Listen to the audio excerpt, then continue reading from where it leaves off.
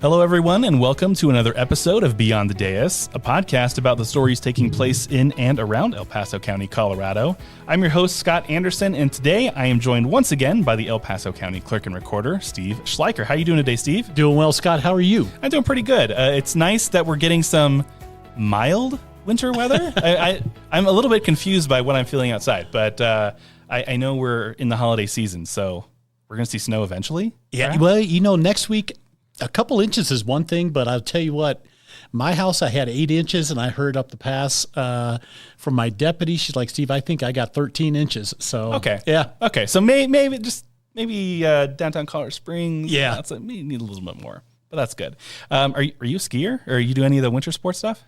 I used to be a skier all the time, got the season pass, all that stuff. Mm-hmm. But for me, it's just the crowds have become too big. Yeah. And I found myself spending more time in the lift line than I did actually skiing down the hill. Yeah. No, that makes sense. I'm more of a snowman architect is what I do during the winter months. So that's about my connection to the snow. Before we get into the main conversation here, I did want to start by letting people know that if they're interested in more stories about people doing good in and around El Paso County, or hearing from county leadership about local government priorities and how they operate, they can find additional episodes of this podcast on their podcast platform of choice. You know that.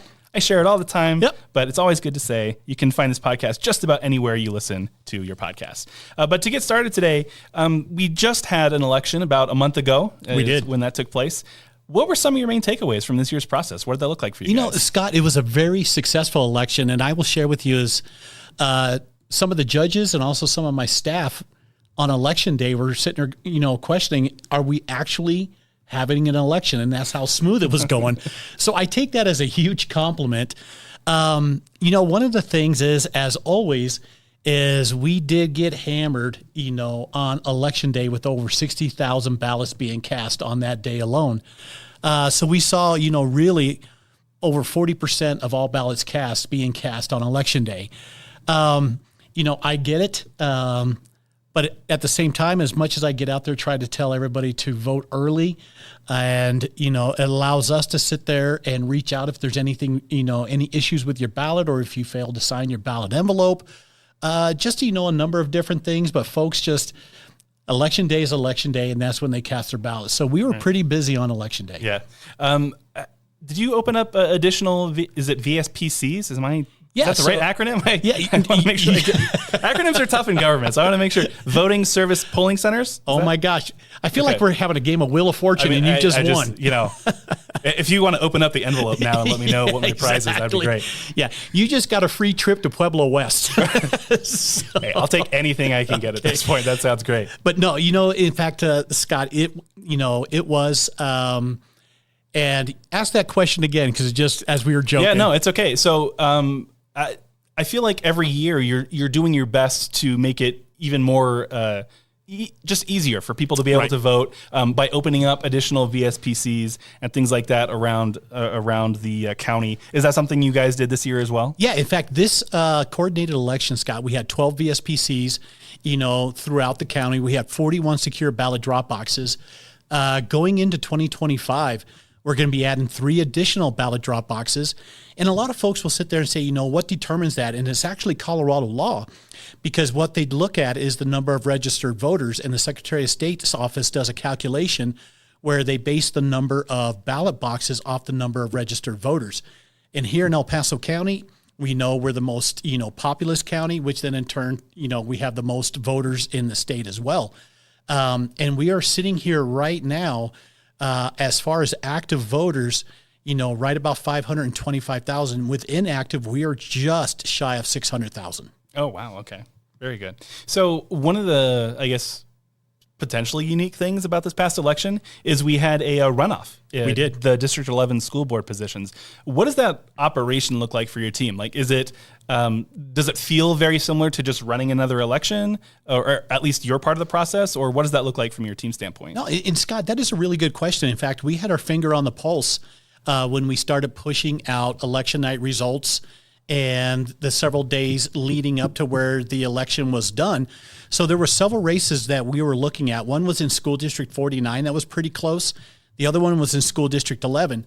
But as we sat there and certified the election, is School District 49 did not fall within that statutory 0.5%. It was School District 11. And so a recount is no different here in El Paso County than an actual election. So in some counties, they will go pull the ballots from the voters within that school district and recount those ballots. I don't want to do that, especially when you sit there and you have 189,000 ballots that we have to go through. I don't want to be that clerk in front of my canvas board, in front of my bipartisan judges, and also in front of the watchers going, hey, we missed a ballot or two. So we recount the whole entire county. Now, what that says here is it also gives quality assurance.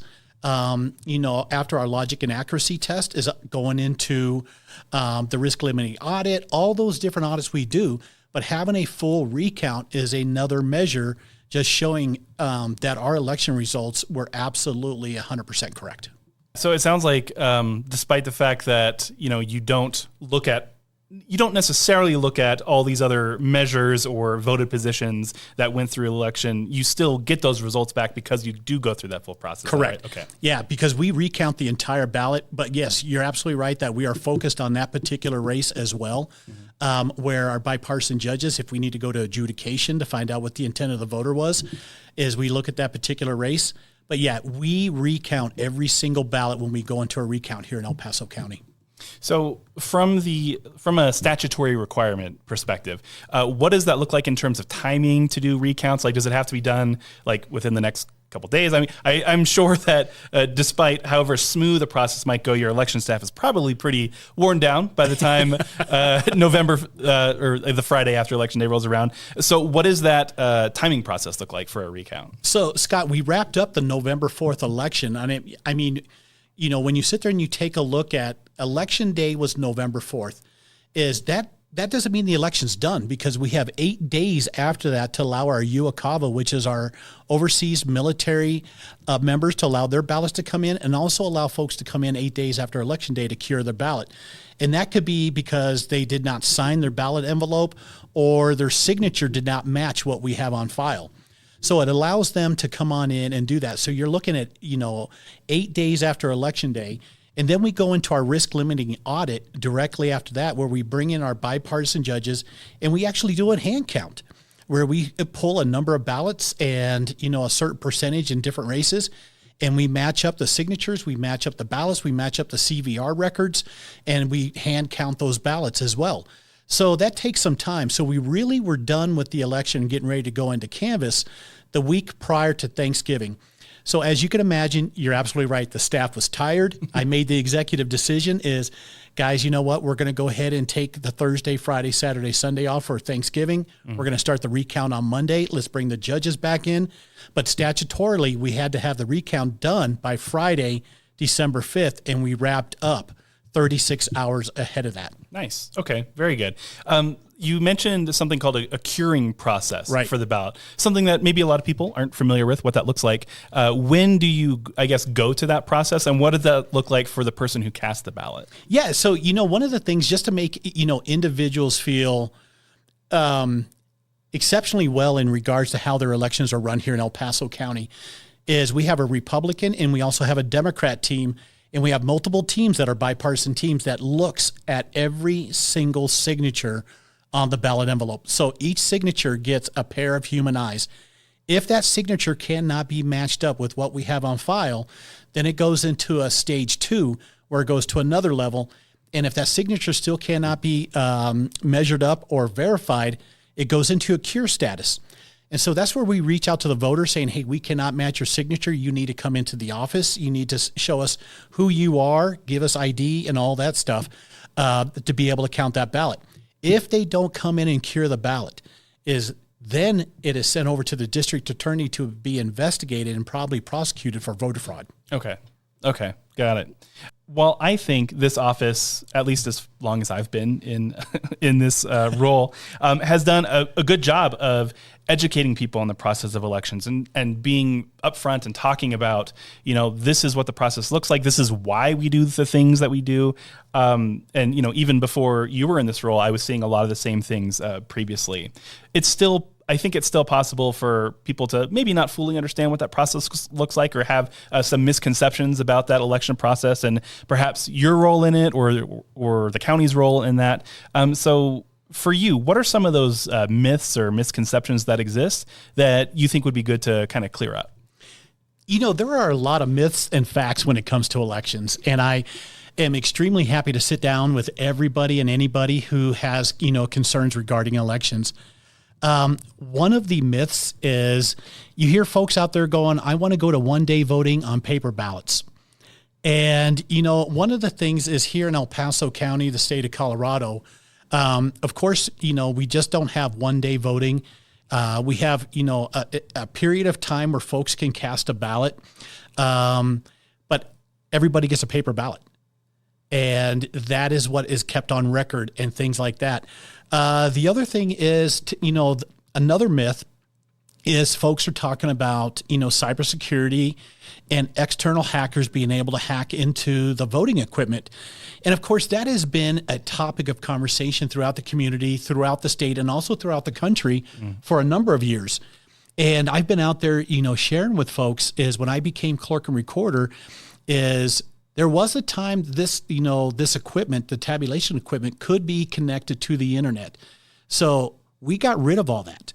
And so really how things are is the tabulators, they don't have any network interface cards, Wi-Fi cards, wireless cards. They cannot be connected to any external network whatsoever. In addition to that is the processing unit with those machines are in locked cabinets. And in addition is you have ports on there where you cannot even insert a thumb drive, a pigtail or anything like that. So, they have port locks on there. So it is a very secure place under 24/7 security, 24/7, motion sensors, locks, cipher locks, security cameras. The sheriff's security department is here monitoring these halls all the time.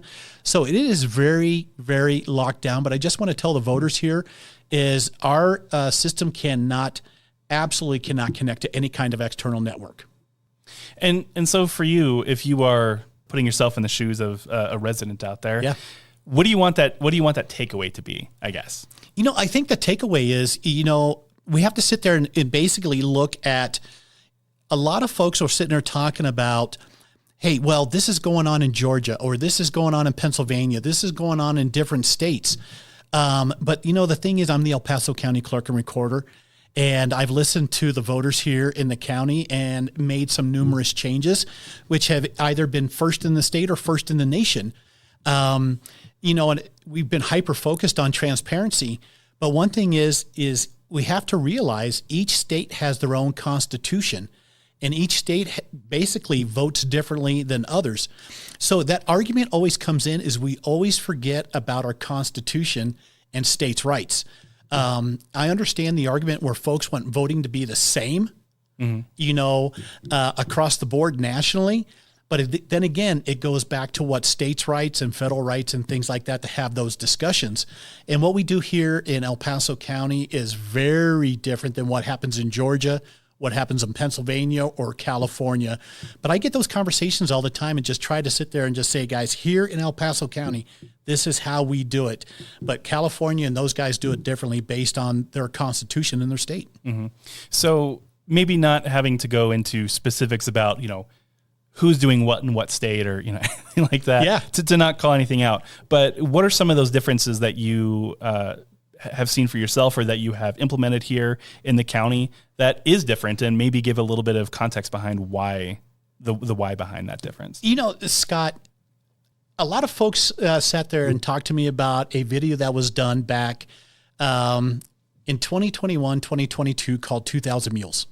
Okay. And 2,000 Mules was basically hyper-focused on ballot harvesting, where it was a video that was showing individuals that were stockpiling ballot boxes with, hundreds, if not several hundreds of ballots at each and every time. And here in the state of Colorado, the law is I can only submit 10 ballots throughout an entire election. Scott, you can only do that. And really the reason for the law is if you are, casting the ballots for your parents, your relatives, or things like that. But the max you could do is 10. So when I became clerk and recorder, I realized in talking to the staff is many citizens were doing core requests and they wanted to get footage, that security footage of all the ballot boxes at the time. Well, that was costing thousands of dollars, not only in staff time, county attorney time, but the terabyte, not megabyte, but the terabyte hard drives that we were buying to put all of this video footage on. So I was like, well, let's give the voters the tools.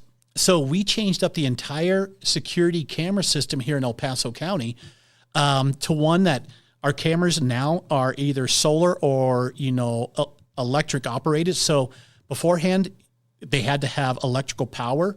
And that dictated where we could put a ballot box. Now we no longer have to worry about that. The other thing is we live stream all 41 ballot boxes during an active election. So every citizen in El Paso County can watch every single ballot box live. In addition to that is they also get warnings. So where they sit there and if they want to go back and sit there and see a specific warning on these, cameras, they can be able to do that. But since we launched that system, we have received 0 core requests. That's a pretty good number. Yeah. And it saved taxpayers thousands of dollars. But to me, Scott, is transparent, and then you give the voters the tools to go out there and be the judge for themselves. And if they have concerns, they call us up and we, go over that security footage together. But it's starting to basically have a domino effect here throughout the state of Colorado because we were the first in the state to do it. Now, other county clerks are going, this is not a bad idea. And they have piggybacked off our contract with our vendor and are starting to do the same thing in the state of Colorado. Yeah, and you brought up a word there that I think is obviously really important when it comes to government, and that's transparency. Yep. Why to you is giving people the opportunity to come and sit down with you? It's sitting down just like this. We're right across the table from each other. You do this. This is something that you feel very strongly about. I've heard you talk about it a number of times before. But for those who may not have heard or not understand, why is taking that time to sit down with people who do have these concerns? Why is that such a valuable thing for you, and why is it an important tool, I guess, in the toolbox for not just you, but for the county as a whole? Yeah, Scott, here's what I don't like is, especially when it comes to elections, is it's okay to ask the questions. It's okay to disagree with your clerk. It's okay to ask the hard questions. We all have a difference of opinion, but what I don't like is being told, hey, no, don't look here. You know what? I'm tired of hearing the question. I'm not tired of having this conversation. What that does to people, what that does to our citizens is like, hey, what are they hiding? If they're not willing to sit down, if they're not willing to have these conversations, and some of these conversations that you and I are having, and Scott, I've had with hundreds, if not thousands of voters, are the ones that came up with the ideas that have changed El Paso County's election system. I hope that people, hear that and take that for what it's worth, which is your voice does matter. It does. Right. And it's not something that you just, you write a couple notes down when they're in here and then you file it away in a box and, it stays there for for however long, perhaps until the next clerk and recorder comes in. Right. Yeah. But no, that something is actually done about those conversations. And, we can't always do something about everything. Right. We have our own statutes and limitations. We have budgetary restrictions. We have all these things as government organizations. But like you said, you can take the time to sit down and listen. And I think that that's a really important thing to point out. In the way I look at this, though, Scott, is I am only renting this seat. Right. The voters allowed me to rent it for 4 years, possibly 8 years. And I've always been a strong proponent is if I have issues with elections or if I have issues with another governmental office, is I truly believe I want to be treated the same way as I treated those, when I served in the capacity. Mm-hmm. So wanted to move on to a couple of other things because as it turns out, the clerk and recorder's office, it's not just about elections. It's not. Imagine that. Feels that way around this time of year, I'm sure. Yeah. But you do a lot more than that. Your office is also connected to things like marriage licenses, motor vehicles, clerkships, and things like that. Yeah. So how do you view your role with these different responsibilities, and how do residents benefit from all these different services that this office provides? Well, I look at, each, such as recording, motor vehicle, driver's license, and clerk to the board, no differently than I do elections. It's all about transparency And it's also but not only protecting the vote, but also protecting property rights, protecting, their motor vehicle, protecting the information in their recording from, property fraud. So just to share with you just real quick is here in El Paso County, Scott, a lot of people don't know unless they go out there and they read our summary report for the year. But this year, our motor vehicle department is going to be pulling in over $250 million in revenue. And, some of the things that I share with the community, that's a lot of money. And the rightful question that voters, citizens should have is, where's that money go? Mm-hmm. Over 96% of it goes up to the Department of Revenue. The county only keeps about 3.9% of that revenue. So, you start asking the questions going, okay, how do our roads look? How are things looking when we're sitting there, pushing the biggest piggy bank of money up to the state? The other thing in recording is, downstairs we deal all with property deeds, warranty deeds, quit claim deeds. And just a month ago is we just launched a new property fraud program where, property owners, doesn't matter if you're a commercial property owner, vacant landowner, residential property owner, you can sign up for this and go in. If anything is filed, a lien, a quit claim deed, any kind of warranty deed, beneficiary deed, for example, if anything is filed under your name, you'll get an automatic email letting you know something has been initiated. That is basically a very instantaneous notification to the property owner. And if they did not initiate that, then they can contact our office where we reach out to the investigating authority, such as the district attorney, to investigate it as property fraud. Mm-hmm. In addition to that is possibly prosecute as well. But having it instantaneous being sent out to our property owners eliminates thousands of dollars that they may have to spend in, a real estate attorney and to clear title. So we launched that a month ago. It is going absolutely well. It's going gangbusters. Thousands of people are signing up for it. So your listeners, Scott, do not sign up for Property Lock that you see during, in commercials after watching an episode of Bonanza in the afternoon or anything like that. They still show Bonanza. Yeah, exactly. A Little House on the Prairie or something. But you know what? We're doing it here free. And I always shared with my neighbors and family members is, guys, don't sign up for this stuff because guess where they get the data from? Right. Those businesses buy it from your clerk and recorder. Yeah. And so now we do it for free. And it's something that I feel is way overdue here in El Paso County. And now it's a free benefit to all of our property owners here in El Paso County. And how can people sign up for that if that's something they wanted to do? Absolutely. So you can go to the website, epcrecords.com, and you'll see a big banner right there. It says property fraud. You can go in. What you're going to do is put in your email, then you'll get a verification code. To that email, you type in the verification code. And then what you could do is you put in your name. So for example, on mine, I would put Schleiker Stephen M or Schleiker Steve M or Schleiker Jr. So anything that you've ever had ownership under your name, you can track up to 10 different name variations. And if anything is filed under those variations, you're going to get an instantaneous email once something is filed on your property. Awesome. Oh, that's pretty cool. So it probably goes without saying, but I'm going to say it anyway. You have a pretty sizable team that assists residents every day. I mean, again, you have very resident-facing duties to perform here in the clerk and recorder's office. And, a lot of the tasks that we just talked about fall under that. But so talk a little bit about the makeup of these teams and what your view is on how they should be interacting with residents here in the community. Yeah. So Scott, as I just mentioned, I got 4 statutory duties, which is recording, elections, motor vehicle, and also clerk to the board.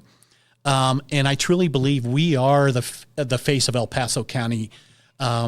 Each one of our motor vehicle branches will sit there and assist over 500 customers each and every day.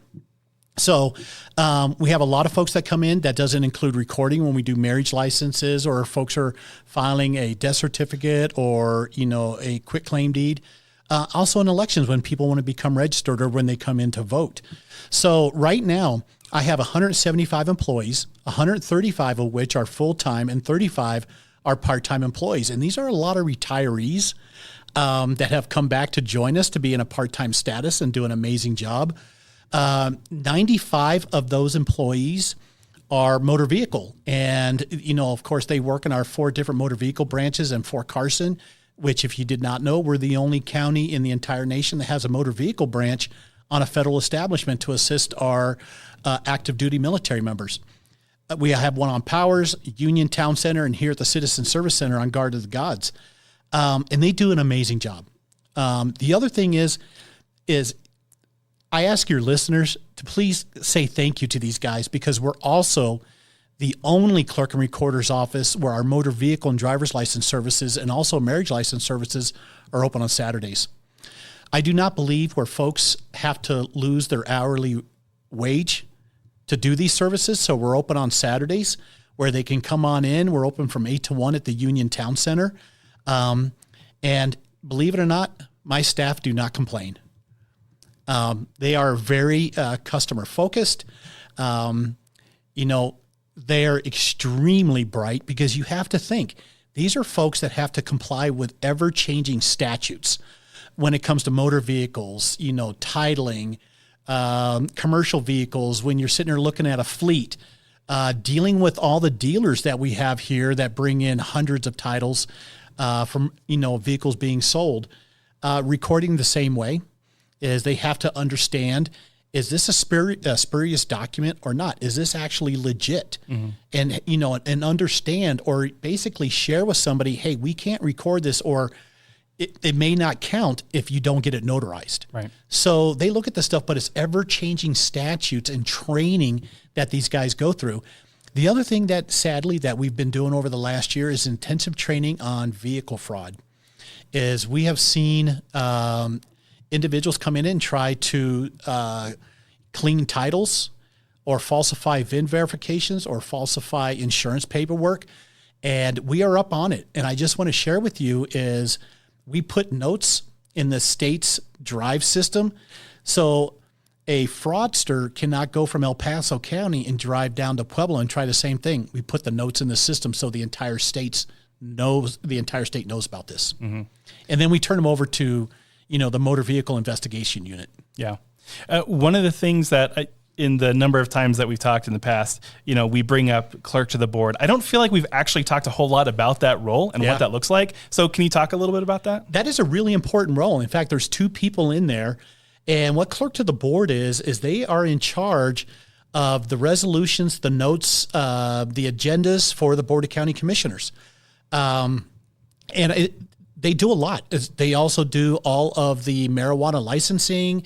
They also do County Board of Equalization, which is the second level of property appeal. So if you do not agree what the county assessor basically has determined on your appeal at the initial level, the second level here is in the clerk and recorder's office. So what that means is the property owner is now the plaintiff, and the assessor and that appraiser is the defendant. And all that's done through our clerk to the board. They are extremely busy. Yeah, I was going to say, and especially with, living here locally, property taxes been going kind of fluctuating quite a bit recently. And so I know there was an influx of those appeals for the property taxes that happened over the course of the past year or two. Right. And so, I would imagine that, they kept themselves pretty busy with that side of things as well. Very good. So it's kind of amazing how quickly the time has gone here. We've been able to cover a lot of ground. I'm just wondering if there's anything else that you think would be important for our listeners to know about that maybe we haven't been able to cover yet. No, there's a lot of things out there where folks just don't know all what their clerk and recorder does. And I invite you to go out to our social media pages. Our communication specialist is amazing. We have done how-to videos or even describe the things that we do. Or even call me at 520-7306. And if you have any questions regarding elections, motor vehicles, driver's license recording, clerk to the board, anything that we do here, I'm more than welcome to sit down with you. If there's a lot of elections questions, again, just give me a call and we'll go over them. And, a lot of times, like I shared, Scott, is a lot of those conversations generated amazing ideas and projects that have been done here. in El Paso County. So don't keep it to yourself. Don't keep it to yourself. Share. Share it with the rest of us. Absolutely. Awesome. Very good. Well, thank you, Steve. I appreciate you taking the time today and obviously for all the work that you and your office does here in El Paso County. So thank you for making the time. Thanks, buddy.